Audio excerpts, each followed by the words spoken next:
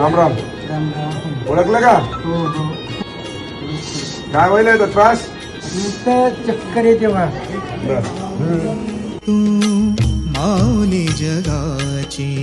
मानाची नस दबल्यामुळे असं फिरायले का? हा हा हा.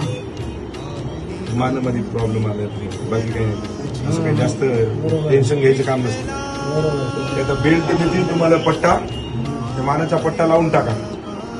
थोडंसं आराम करा. मेंदूचा रक्तपुरवठा कमी झाला थोडा आहे तर व्यवस्थित आहे. चांगलं आहे बापू.